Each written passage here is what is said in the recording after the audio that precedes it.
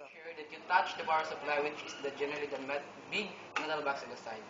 Make sure that you touch to discharge the electricity from your body so that the motherboard will not be affected. So, what do first is to gonna locate the memory, and that's gonna be the long strip right here. And the other motherboard usually see either 4 slot or 2 slot and sometimes 6 slot. First, you had to take it out. If you see there's a lever on the side, they lock into the side of the memory chips.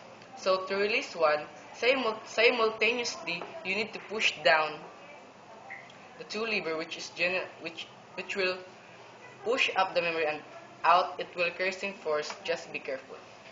Try to touch the side and bring it up evenly now. Evenly. Now, this kind of ROM has not heat sink. You'll see you'll see black chips on the side. And you will also see stickers that will tell you need to know if you need to upgrade the memory or replace it or place it, also the speed, brand, serial code, how much memory capacity. Okay, now when you're gonna put this one, you'll see there's a little notches on the bottom on the other side of the memory module. This is designed so you can only put the memory slot on the motherboard. So you need to see which side you put the memory module.